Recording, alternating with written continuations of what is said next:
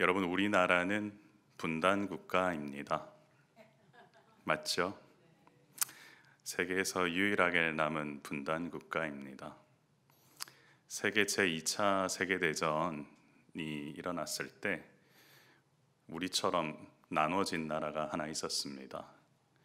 그 나라는 독일이죠. 독일은 이미 통일을 이루어서 유럽에서도 아주 강한 나라로 지금도 계속 이끌어 나가고 있습니다.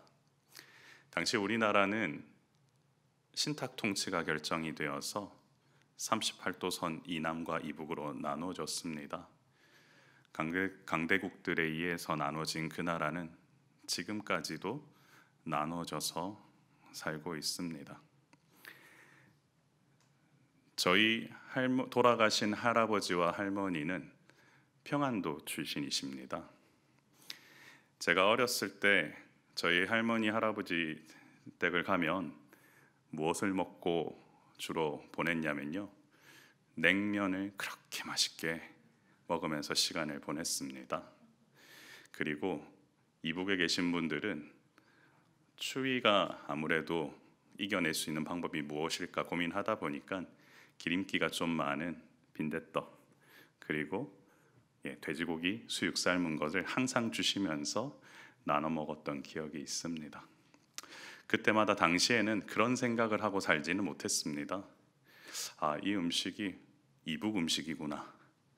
그래서 여기 가면은 할머니 할아버지 댁을 가면 이북 음식을 먹는구나 하면서 그냥 맛있게 먹었던 기억밖에 없습니다. 그러다가 제가 장성에서 군대를 갔습니다. 저는 우리나라 경기도 파주에 있는 최전방 철책에서 소초장으로 근무를 했었습니다. 철책 GOP에서 철검이라는 걸 합니다. 철책을 하나하나 만지면서 철검패를 넘기면서 순찰을 했다라고 하면서 한쪽에는 총을 갖다가 울러매고 머리에는 MP라고 하는 거를 쓰고는 경계 근무를 하면서 보냈던 기억이 있습니다. 그리고 나서 후방에 JSA라고 하는 Joint Security Area라고 하는 곳에 후속 증원부대 소초장을 하라 그래서 소대장을 하라고 해서 맨날 하던 일이 그쪽 주민들 대피시키는 일하는 연습을 하면서 보냈던 기억이 있습니다. 철책을 보면서 이렇게 북녘땅을 보면요, GP라는 곳이 있습니다. 가드 포스트라는 곳인데 멀리서도 사람이 이렇게 움직이는 게 보입니다. 그러다가 어느 날 제 옆에 있던 부소초장이 좀 안타깝게도 지뢰를 밟아서 사망하는 사건이 일어났습니다. 제가 그때 투입로에서 앉아서 먼 산을 쳐다보면서 이런 생각을 했습니다. 과연 언제까지 이런 일들을 계속 해야 하는가? 마주보고 있는 것은 적이잖아요. 그런데 제 마음속에 더 이상 마주보고 싶지 않고 같이 서서 한 곳으로 볼 수 있는 날이 오면 좋겠다라는 생각을 하고는 저는 그때부터 제 마음속에 이것이 가능하려면은 주의 복음밖에 없겠구나라는 마음을 하나님께서는 제게 주셨습니다.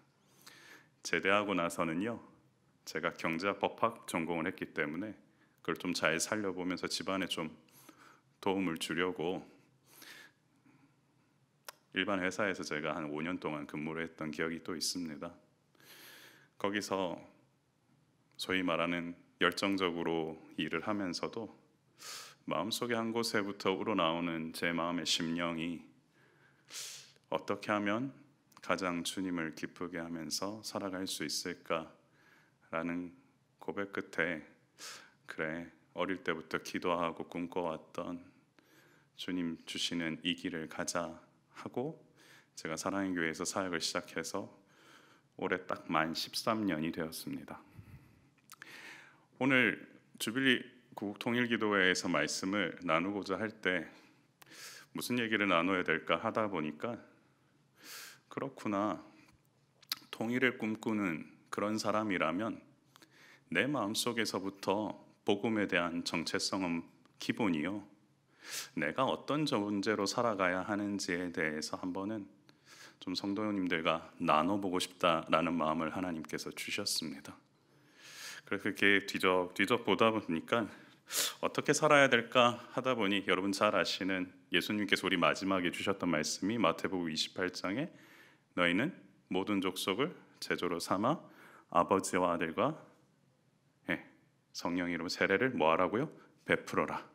그랬을 때 모든 족속이 우리가 가야 할 복음을 증거해야 될 대상이라면 바로 저 북녘 땅에 있는 동포들을 향하여서는 당연히 언어도 같고, 그리고 우리가 반드시 품어야 될 족속이다라는 마음이 제게 일어났습니다.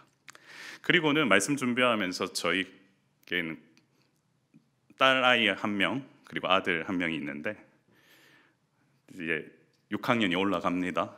새해가 되면 갑자기 제 설교 원고를 이렇게 보더니 아빠, 통일을 해야 돼? 라고 질문을 하는 겁니다. 제가 여러분들에게 한번 질문하고 싶습니다. 통일되어야 합니까? 아멘이십니까? 저희 딸아이가 그 질문을 했을 때 저도 당연하지 라고 했는데 이 아이가 왜 이런 질문을 할까 가만히 생각을 해보니까 우리 민족이 지난 70년 넘게 남과 북은 마치 냉정과 열정 사이를 오가듯이 어떨 때는 되게 차갑다가 어떨 때는 되게 뜨거워졌다가 반복하다 보니까 이제 이게 찬 건지 뜨거운 건지도 모르고 다음 세대는 과연 저 민족이 우리와 같은 민족이요? 라고 하는 궁금증에까지 이르게 되지 않았나 라는 생각을 해보게 되었습니다. 그런데 저는 그 질문 앞에 해야 돼. 왜 해야 되는지는 오늘 아빠 설교 들으면 알 거야 라고 하면서 제가 이 자리로 왔습니다. 물론 구체적인 답도 알려주긴 했습니다. 그러다가 여러분들하고 오늘 말씀 나누고 싶은 바로 이 본문이 여러분들과 나누고 싶은 본문인데요. 여러분 바울이 고린도 교회 성도들을 향한 마음에 대해서 간단하게 생각을 해보면요, 고 3장 3절에 뭐라고 표현하냐면 너희는 우리로 말미암아 나타난 그리스도의 뭐라고 하냐면 편지다라고 얘기를 합니다. 여러분 아무한테나 이런 말 할 수 있습니까? 제가 여기 있는 모 형제한테 당신은 그리스도의 편지세요 하면 기분이 좋습니까? 안 좋습니까? 안 좋습니까? 주님이 저한테 조철민 목사 너는 그리스도의 편지야 하면 처음에는 제가요? 라고 할 수도 있지만 이거는 정말 최고의 칭찬이자 저한테는 뛸 듯이 기쁜 일일 겁니다. 이유는 뭐죠? 거기에는 그리스도께서 생각하고 있는 너 자신이 나의 진심이요, 내가 너를 통하여서 이 편지를 통하여 누군가에게 들려주길 원하는 복음이 너를 통하여서 이루어지겠다라고 하는 그런 마음이 있기 때문입니다. 그런데 여러분들 성경을 조금 읽으시다 보면 고린도 교회 하면 생각나는 게 무엇입니까? 뭔가 분열돼 있고 향락에 빠져 있고 뭔가 회복되기에는 어려운 그곳에 너희는 그리스도의 편지다. 그리고 너희는 그리스도 안에 있으면 새로운 뭐다? 피조물이다. 그러면 새롭게 창조된 그들을 향하여서 이렇게 얘기를 하는 이유가 무엇이냐? 바로 너희를 통하여서 주께서 부으시는 놀라운 화목의 역사, 연합의 역사, 그리고 회복의 역사가 일어나기를 소망하는 마음이 있기 때문에 사도 바울은 분명히 그와 같이 축복을 했을 겁니다. 맞습니까? 예, 저는 그렇다고 생각을 합니다. 그렇다면 오늘 이 사도 바울이 이후에 새로운 피조물로 재창조된 이들을 향하여서 하는 메시지 한 구절 한 구절 살펴보면서 과연 우리는 이 메시지를 통해서 이 땅의 대한민국 국민으로서 과연 하나님께서 바라시는 통일과 그리고 그리스도인으로서 어떻게 살아야 할까에 대해서 한번 생각해보는 시간이 되길 소망합니다. 제가 여러분들하고 처음 읽었던 구절이 18절입니다. 거기 18절 제가 먼저 한번 읽어드리겠는데요. 우리를 자기와 화목하게 하시고 또 우리에게 화목하게 하는 직분을 주셨으니 라고 되어 있습니다. 여러분, 먼저 그리스도로 말미암아 하나님과 화목하게 됐다라는 사실에 대해서 여러분 우리는 인지를 해야 되는데요. 그 얘기는 화목한 상태였다는 겁니까? 화목하지 않았다라는 말입니까? 화목하지 않았다라는 말이죠. 죄로 말미암아 화목하지 않았다. 인간은 아담의 원죄로 말미암아 하나님과의 관계가 어떻게 된 겁니까? 끊어져 있었던 겁니다. 근데 그 끊어진 관계가 다시금 영원한 멸망에 빠질 수밖에 없던 그 관계가 누굴 통하여서 연결이 되었냐면 예수님을 통하여 연결이 되었습니다. 그 사실은 여러분들이 잘 아실 겁니다. 그런데요, 화목하게 되었다는 사실을 인지한 인간이라면 은혜에 감격할 수밖에 없게 되겠죠. 근데 사람들은 지금 현재 내가 화목하지 않음을 깨닫지 못하는 경우가 참 많습니다. 사랑하는 성도 여러분, 하나님 안에서 관계하면서 살아가면 여러분 기쁘십니까? 참 기쁨을 누리십니까? 그런데 사람들 중에는 그 관계 안에서 내가 회복되어야 한다는 사실조차도 모르고 살아가는 사람들이 많습니다. 그렇기 때문에 사도 바울은 그 사실을 깨닫게 하기 위해서 오늘 본문에 어떻게 표현을 하냐면요, 잘 보세요.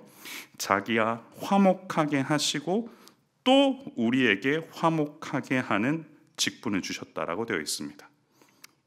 여기서 중요한 거는 또인데요. 잘 보십시오. 하나님과 화목하게 되었으면 그리고 나서 그를 통하여서 이것이 원인이기 때문에 직분을 주셨다가 아니고 또라고 하는 헬라어 카이는 병행 구조거든요. 무슨 얘기냐면 하나님과 화목하게 되자마자 하나님과 화목하게 하는 그 직분을 행할 수 있는, 누군가에게 그 역할을 할 수 있는 직분까지도 허락받은 겁니다. 무슨 말이냐? 여러분, 누군가하고 사이가 안 좋습니다.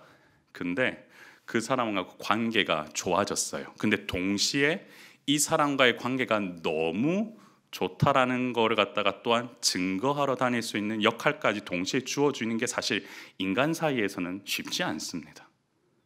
무슨 얘기냐면 보통은 원인이 있고 결말이 있는 거죠. 내가 화목하게 되었으니까 그렇게 노력하고 시간을 들였고 그렇게 했기 때문에 내가 그것들이 쌓이면 그래 그 직분도 내가 받아야지 라고 생각하는 경우가 대부분인데 지금은 이 말이 아니고 내가 하나님과 화목하게 되자마자 직분까지도 받았다는 겁니다.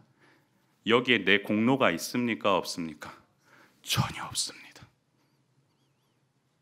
무슨 얘기를 제가 하고 싶은 거냐면요, 사실 아무 자격 없는, 배워서라도 뭔가 직분을 얻기 위해서 한 것도 아니고, 그리고 노력을 해서 내가 이 직분을 얻기 위해서 뭔가 수고를 한 것도 아니고 그냥 화목하게 되는 그 관계를 얻자마자 그 직분까지도 부여했다는 그 사실이 얼마나 이것이 귀하다는 걸 여러분 아셔야 됩니다. 결국 그렇다면 직분이라고 한 것은 내 노력에 의해서 얻게 된 겁니까? 아니면은 하나님께서 그리스도를 통해 우리에게 주신 겁니까? 주신 겁니다. 여러분, 이게 왜 귀하냐면요, 직분은 지위 고하가 아닙니다. 직분은 높낮이도 아닙니다. 내가 받은 이 직분, 화목하게 하는 직분, 여러분 목사로서, 또한 집사로서, 권사로서, 장로로서, 그리고 여러분 부서에 있는 리더로서 받은 이 직분은 사명입니다. 내가 이 직분을 하나님께서 그리스도를 통하여 부어주셨다면 내가 그로 말미암아 주님으로 말미암아 화목하게 된 그 동시에 이 직분을 부여받았다는 이 사실은 나에게 주님을 통하여서 얻게 된 놀라운 사명이라는 사실을 기억했으면 좋겠습니다. 왜 이게 중요하느냐? 여러분, 무엇인가 힘들게 우리가 노력해서 얻었다고 생각하는 순간부터 어떤 일이 벌어지냐면요, 이 직분에 대해서 내가 위치를 찾게 되고 이 직분에 대해서 나는 이 직분에 가진 사람이니까 내가 무엇이 된 줄 착각에 빠집니다. 여러분, 남북과의 관계도 이것이 연결이 되고 연합이 되고 화합이 되고자 한다면 자신의 직분, 자신의 위치, 자신의 생각, 그것을 주장하는 순간부터는 당연히 저는 어려워질 수밖에 없다고 생각을 합니다. 이것은 무엇이 되어야만 가능하냐? 이거는 같이 하나님께서 원하신다고 하는 그 뜻 안에서 우리가 감당해야 될, 다음 세대에게 물려주어야 될 사명이다. 그럴 때부터 이것의 변화가 일어나게 된다라는 겁니다. 여러분, 교회 안에서 저희 사랑의 교회는 제자 훈련을 통해서 한 영혼을 온전한 제자로 키웁니다. 그리고 나서 그분들을 양육하고 훈련시켜서 또한 순장으로 파송을 합니다. 그러면 그 순장의 역할은 무엇이냐? 또 다른 영혼을 세워나가는 거죠. 근데 그 영혼을 세워나가기 위해서 내가 순장의 직분을 사명으로 생각하느냐, 사명이 아닌 이것이 마치 나의 권리처럼 생각하느냐에 따라서 그 주변에 변화되는 속도나 영향력은 천지차이일 수밖에 없습니다. 그런데 오늘 우리에게 주님께서 주신 말씀은 사도 바울을 통하여서 화목하게 해줬, 동시에 그 직분도 주었다. 거기에는 내 노력이 하나도 없다. 그저 누가 준 것이다? 내가 준 것이다. 그렇다면 그 귀한 직분을 받은 여러분, 저 분명히 주님 안에서 받은 그 은혜대로 살아가실 수 있는 그 은혜를 먼저 누리시면 좋겠습니다. 여러분, 직분은 사명입니다. 그러면 그 사명 받은 대로 여러분들이 쫓아가시면 됩니다. 그리고 나서요, 그 직분 받은 자가 어떻게 역할을 해야 되냐 했을 때 사도 바울은 우리가 20절에 그리스도를 대신하여 무엇이 되었다고 되어 있습니까? 사신이 되었다라고 되어 있습니다. 하나님과 화목된 우리가 직분을 받았어요. 그리스도를 대신하여 사신이 되었대요. 저는 내가 사신이 되었다라고 하는 순간 이게 가능한 일인가? 말이 되는가? 내가 어떻게 사신이 될 수 있을까? 그 직분대로 살기 위해서는 사신이라고 하는데, 그럼 이 사신이 어떠한 사람인가 고민해 보게 되었습니다. 여러분, 저는 어릴 때부터 좀 좋아하는 게 뭐냐면, 생긴 게 이렇게 생겨서 그런지 몰라도 사극 보는 걸 좋아합니다. 아저씨답죠. 반응을 안 하시는 걸 봐서 아저씨가 아닌 걸로 하고 그러면 제가 한번 얘기해 보겠습니다. 요즘 제가 우연찮게 고려 거란 전쟁이라고 하는 드라마를 풀로 다 보지는 못했지만 최근에 한 장면이 눈여겨보면서 제가 사실은 저 얘기를 좀 해야겠다 생각을 좀 들었습니다. 저는 사극의 제왕은 최무종이라고 생각을 합니다. 누군지 여러분들 상상에 맡기겠습니다. 근데 그분이 이제 강감찬 역으로 나옵니다. 근데 고려가 아주 어려운 상황에 처하자 좀 거짓으로 거란과의 관계를 조금 시간을 끌어보려고 혈혈단신으로 그 적 진영에 들어가서 딱 눈 부릅뜨고 조아리면서 시간을 벌기 위해서 거짓말을 합니다. 근데 눈 하나 흐트리지 않고 이 시간을 얻기 위해서 하는데요, 그러다가 어려움에 처하는 일이 겪게 되었습니다. 사신 혼자서 적 진영에 들어가서 그 일을 감당하는 겁니다. 그러다가 어려움에 처했어요. 그러면 기본적으로 그 사신의 역할을 끝까지 감당할 수 있을까요? 쉽지 않죠, 그렇죠? 그런데 어떻게 하냐면 마지막까지 내가 이 역할을 마무리해야만 저기 위쪽에 있는 동북면에 있는 군사들이 와서 서경을 구할 수 있다는 이유만으로 자기가 끝까지 어떻게 보면 그 일을 감당합니다.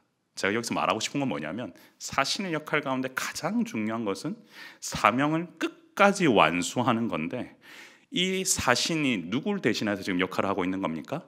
왕을 대신해서 하고 있는 겁니다. 왕을 대신하는 사신이 자기 민족을 구하기 위해서 최선을 다한 뿐만 아니라 자기 목숨까지도 걸어가지고는 하는 것이 사신의 역할입니다. 근데 사신의 역할이 이렇게 무겁기만 하다 그러면 사신을 한다는 것 자체가 난 너무 싫어요, 그렇게 생각될 수도 있잖아요. 그런데 저는 대학교 다닐 때 이제 학군단이란 걸 했습니다. ROTC라고도 하고 저희를 비하할 때는 RT라고도 하고 뭐 알탱이 뭐 이렇게 얘기하기도 하는데, ROTC를 하다 보면 뭘 하느냐면요, 이 3, 4학년 선배가 안에 군기가 되겠습니다. 3학년 때인데요, 체력 단련이란 명목하에 이제 앉았다 일어났다를 좀 많이 시킵니다. 뭐 제가 다녔던 학군단이 131 학군단이라 뭐 131개 기본으로 몸 좀 풀고 1310개 뭐 학군 뭐 이렇게 하면서 시키거든요. 그러면 이렇게 하면 이렇게 이런 거 해도 될지 모르겠지만 앉았다가 일어났다 앉았다 일어났다 하면 자연스럽게 어떻게 되면 옆에 막 동료가, 그러니까 옆에 동료가 있으니까 이 사람이 안 올라오면 제가 힘들잖아요. 제 옆에 동료를 어떻게 해야 되냐면 이 끄집어 올려야 됩니다. 근데 그 끄집어 올리는 동료가 중에 누가 있었냐면 제 옆에 엄청 이제 몸무게가, 저는 이제 그때만 해도 몸이 이렇게 무겁진 않았는데 이 옆에 있는 동료가 엄청나게 좀 체중이 나가는데 제가 매번 끌어올렸습니다. 근데 그 친구가 외무고시를 준비를 하겠다는 겁니다. 그래서 속으로는 네가? 라고 했는데 이 친구가 수석을 했습니다. 보십시오. 여러분들 지금 와 하셨죠? 이유가 뭡니까? 대단하잖아요, 그렇죠? 근데 제 입장에서는 좀 전까지 끌어올렸던 그냥 친구입니다. 아무짝에 쓸모없는 나한테 도움이 안 됐던 애인데 얘가 나라를 대표해서 어디에 가서는 사신 역할을 한다고 하는 상상을 해보는 순간 어떻게 됩니까? 대단하다가 되는 겁니다. 그러면 다시 여쭤보겠습니다.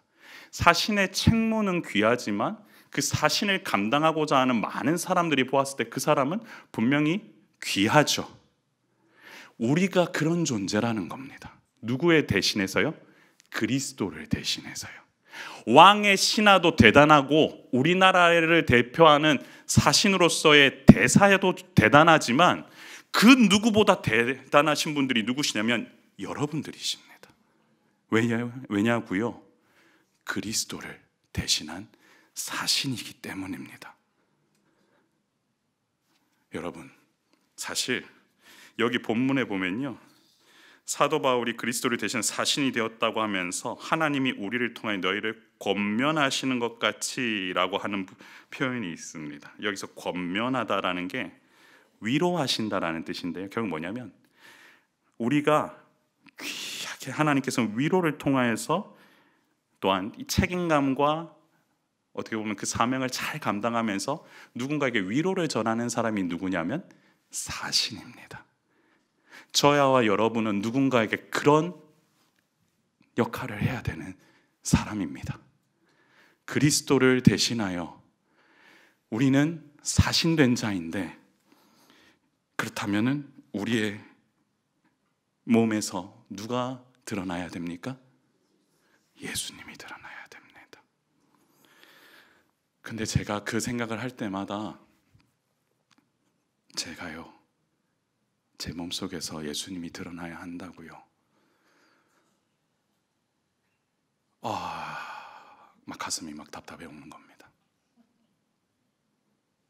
여러분들은 여러분이 예수님을 대신해야 된다라는 게 여러 가지 감정이 복합적으로 몰려오십니까? 좋기도 하고 대단하기도 하고 어떨 때는 무겁기도 하고 어떨 때는 이거 내가 과연 가능할까? 근데 여러분 우리가 아까 제가 직분을 어떻게 받았다고 그랬습니까? 누가 주셨다고 했습니까? 하나님께서 그리스도를 통하여서 주셨다고 했죠. 사신으로 임명하신 분도 누구십니까? 하나님이십니다. 여러분을 임명하신 분이 누구십니까? 하나님이십니다. 그것을 우리는 거저 입었다고 해서 우리는 뭐라고 하면 은혜 입었다 하지요. 그러면 은혜 받은 자로서 그 사신 역할을 감당하면 되기 때문에 여러분 부탁드립니다. 무거워하시기보다는 정말 그리스도를 대신한 내 모습을 조금이라도 상상하시면서 있는 자리에서 주님의 향기가 조금 더 드러나시면 좋겠습니다. 저희 교회는 피 흘림 없는 복음적 평화통일이라는 것이 저희 교회의 비전입니다. 그걸 어떻게 해야 될까 곰곰이 생각해 보니까 그렇구나, 내가 나를 드러내기보다는 내가 그리스도의 사신으로 예수님의 모습이 내가 있는 자리에서 조금씩 더욱 드러난다면 예수님의 마음이 내 마음속에 들어왔을 때 오늘 기사 한 줄을 보고라도 북한 땅에 있는 저 동포들을 위하여 기도할 수 있는 마음, 그렇다면 여러분 멀리 있지만 여러분은 사신의 역할을 다 하고 계신 겁니다. 부탁드리겠습니다. 그들을 위하여 기도합시다. 그리고 그들의 자유함을 위하여서 기도합시다. 그리고 그들이 항상 우리와 동일한 예수님의 사신이라는 사실을 깨달을 수 있도록 같이 기도합시다. 그러면 주님께서는 우리를 움직이셔서, 이 땅을 움직이셔서 그리스도의 사신으로서 우리도 사용하시고 그들도 사용하셔서 정말로 귀하게 아마 함께 모여서 예배드리며 기도한 날이 올 것이라 확신합니다. 자, 그런 우리를 통하여서 하나님과 화목하라고 하는 미션을 주셔서 사신으로서 우리를 불러주셨는데 21절에 보니까 이런 표현이 있습니다. 그 안에서 하나님의 의가 되게 하려 하심이라 라는 표현이 있습니다. 사랑하는 성도 여러분, 하나님과 화목하게 하기 위해 하나님께서 행하신 것이 뭐냐면요, 표현에 정확하게 죄를 알지도 못하신 이를 우리를 대신하여 뭐로 삼으셨다고 되어 있습니까? 죄로 삼으셨다고 되어 있습니다. 죄를 알지도 못하신 이를 뭐로 삼으셨다고요? 죄로 삼으셨다. 예수님께서 뭐가 되셨다는 얘기입니까? 대속제물이 되셨다라는 겁니다. 마치 무엇냐면요, 이런 거와 같습니다. 이렇게 비교를 해야 될지도 모르겠지만 아무 누더기 옷도 없으신 하얀 우리 주님께서, 어린 양이신 주님께서 나의 죄를 뒤집어 쓰시고 그리고 그분의 하얀 옷을 나에게 입혀주신 것과 같은 느낌으로 그분께서 죄가 되심으로 말미암아 나는 뭐가 된 거냐면 하나님의 의가 되었다고 합니다. 여러분, 흙구덩이에 굴러서 맨날 더러운 내 모습을 보다가 나를 대신해서 갈아입혀 주시고 씻겨 주시고 그리고 나를 사신으로 삼으시고 직분가 주셔서 이 땅 가운데서 사역할 수 있고 사명감 감당할 수 있도록 하신 분이 우리 주 예수님이십니다. 여러분, 그 예수님께서 우리와 함께 지금 이 시간도 계시기 때문에 여러분은 하나님의 의가 되게 하려고 하신 그 계획 가운데에서 오늘 이 자리에 계신 줄 믿습니다. 하나님의 의, 하나님의 놀라우신 계획, 그리하여 여러분을 통하여서, 저와 여러분을 통하여서 주님께서는 왜 뒤집어 쓰셨느냐?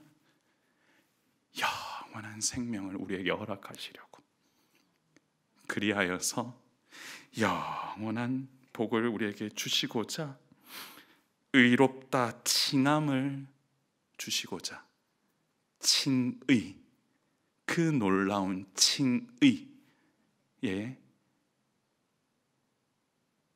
일을 감당하시고자 주님께서는 이 땅에 오셨습니다. 그렇다면 사랑하는 성도 여러분, 우리는 아무 공로 없는 자인데도 불구하고 하나님의 의가 되게 하려 하신다라고 하는 그 계획 가운데 선택받았습니다. 그렇다면은 우리가 어떻게 살아야 될까요? 제가 오늘 설교 제목을 그리스도의 사신으로 살다라고 잡았습니다. 이유인즉슨 내가 오늘 하루를 살아도 무엇을 감당하면서 살아야 될까 곰곰이 생각해 보니, 그래, 나는 화목하게 됨과 동시에 직분 받은 자구나. 그 직분을 거저받았구나. 그리고 내가 밟는 그 땅 가운데에서 나는 사신으로 살아야겠구나. 내가 있는 곳이 캠퍼스든 직장이든 가정이든 내가 있는 곳에 내 주변에 있는 사람들에게 하나님과 화목하게 하는 역할을 내가 감당해야겠구나.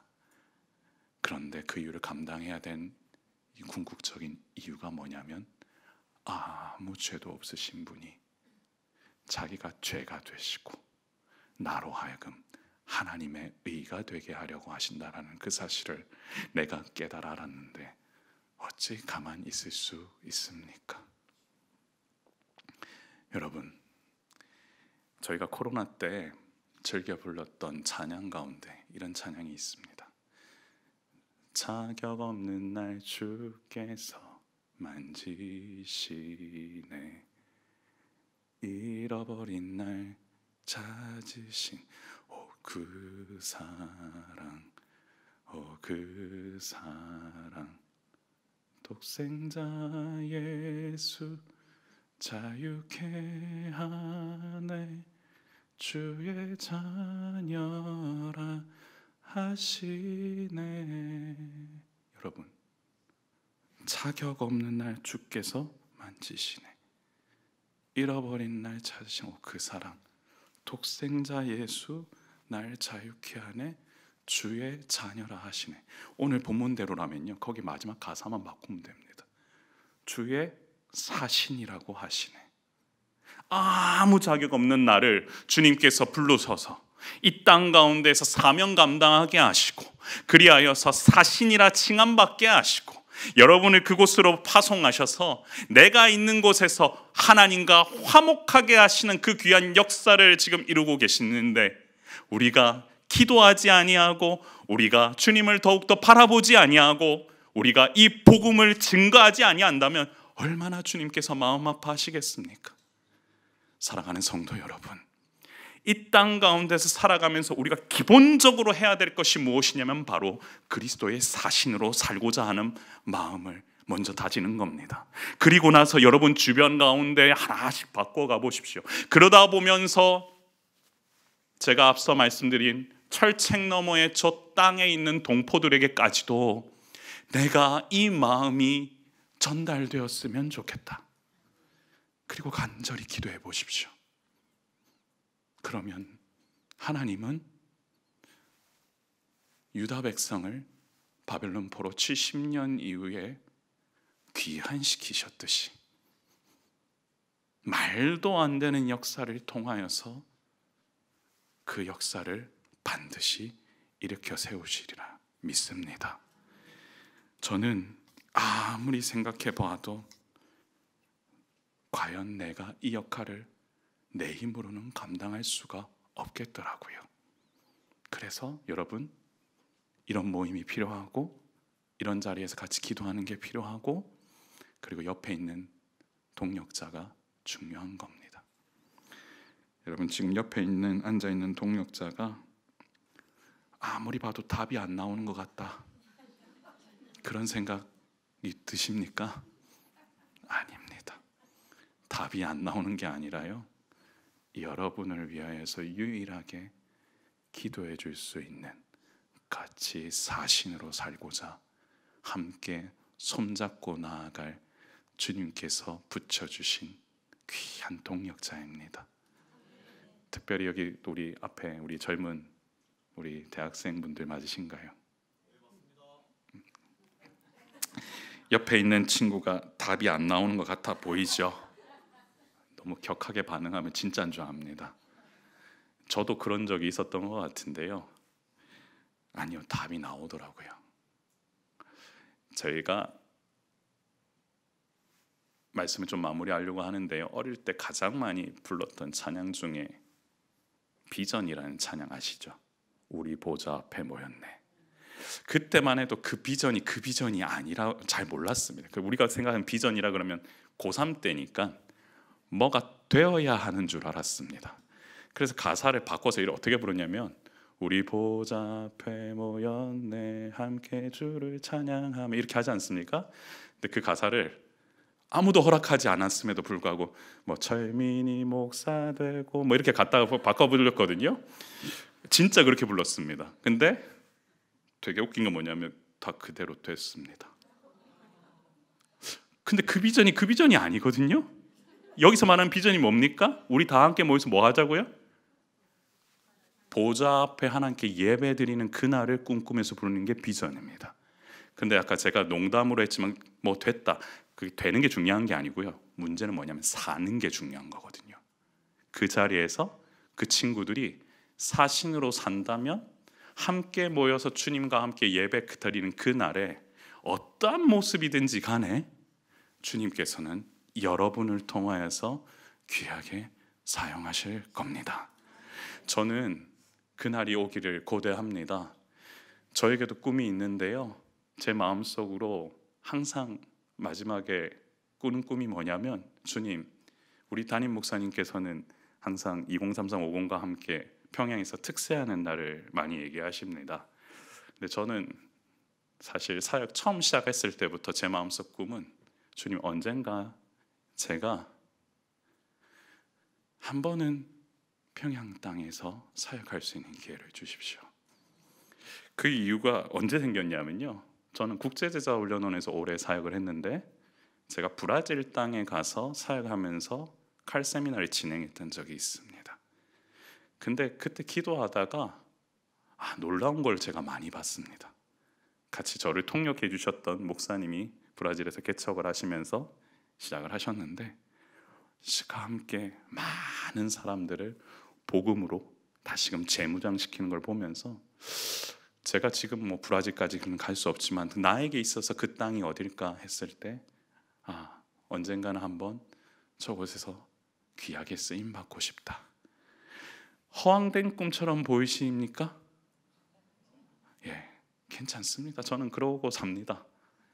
여러분 마음속에 가지고 있는 꿈과 비전, 지금은 내가 주부요, 지금은 내가 죄송합니다, 대학생으로서 왠지 옆에 있으면 이 친구가 나를 비웃고 있는 것처럼 보이지만 절대 그렇지 않습니다. 여러분들이 기도하시는 그 순간부터 오늘 말씀대로 너희는 그리스도의 편지이고요, 그리고 새로운 피조물이고요, 그리고 하나님과 화목됨과 동시에 직분 받으신 분들이시고요, 사신이시고요, 그리고 하나님의 의답게 하나님 나라를 위하여서 귀하게 쓰임 받는 우리 모든 주의 백성들 되시길 소망합니다. 제가 한번 기도하겠습니다.